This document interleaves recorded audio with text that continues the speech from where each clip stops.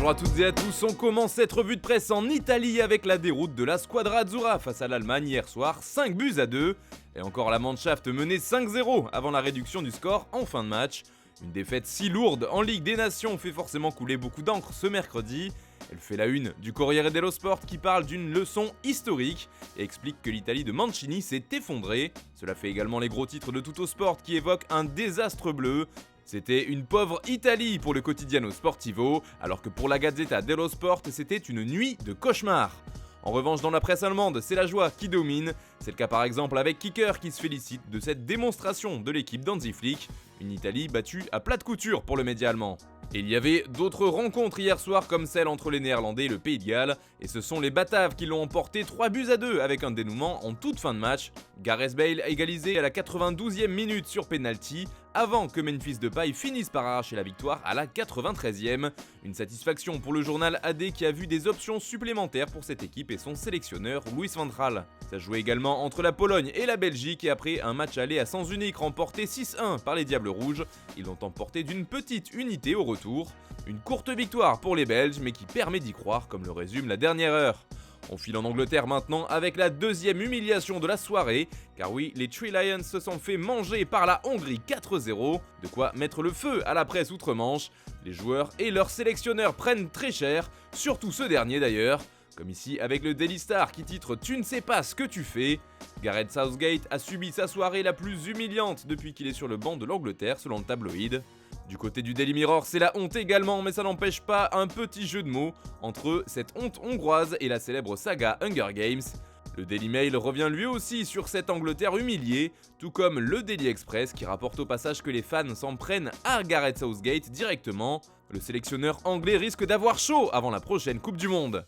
Et si c'est la honte pour l'Angleterre, que dire des Girondins de Bordeaux? Relégués en Ligue 2, ils ont été rétrogradés en National 1 hier par la DNCG. Précisons que c'est une rétrogradation à titre provisoire et que les Girondins ont encore une chance de rester en deuxième division s'ils parviennent à prouver leur bonne santé financière en vue du prochain exercice. C'est ce que rapporte l'équipe, mais ce qui fait aussi la couverture du journal, c'est le témoignage de Keira Amraoui suite à son agression en novembre dernier à coups de barre de fer. J'ai bien cru que j'allais y rester, témoigne-t-elle dans l'édition du jour de l'équipe. Et puis on reste dans l'actu du PSG mais chez les hommes avec Maurizio Pochettino qui a trouvé un accord avec le club de la capitale pour arrêter l'aventure. C'est le Parisien qui rapporte cette information ce matin. Le coach argentin n'entraînera donc plus Messi, Mbappé et compagnie. Reste maintenant à savoir qui prendra sa place. Allez, on part en Espagne maintenant avec une mention de Kylian Mbappé justement, il est en vacances mais le Real Madrid parle toujours de lui. En fait, Aurélien Tchouaméni était présenté officiellement hier en tant que joueur madrilène et durant sa présentation, il a évoqué son coéquipier en équipe de France, comme on vous l'expliquait dans le JT d'hier. Le milieu de terrain a avoué que Mbappé avait essayé de le convaincre de venir à Paris, mais qu'au final, il avait compris son choix de partir pour l'Espagne. Il n'en fallait pas plus pour que la presse ibérique ne s'empare du sujet.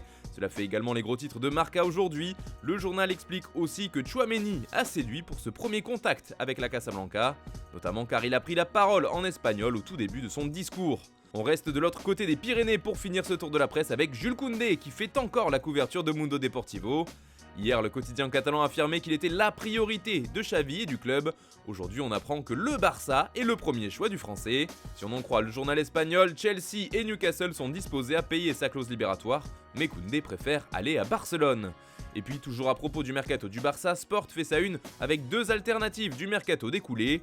Deux plans B qui ont fière allure, Kalidou Koulibaly et Angel Di Maria. Des options qui pourraient finalement devenir des choix numéro 1 à cause des problèmes financiers du club, car la clause de Koundé s'élève à 60 millions d'euros par exemple. Il ne reste qu'une année de contrat au Sénégalais, c'est pourquoi son prix serait bien plus abordable, alors que Di Maria, lui, arriverait libre. Voilà, c'est tout pour ce matin, bonne journée à tous, on se retrouve tout à l'heure pour un nouveau JT sur Foot Mercato.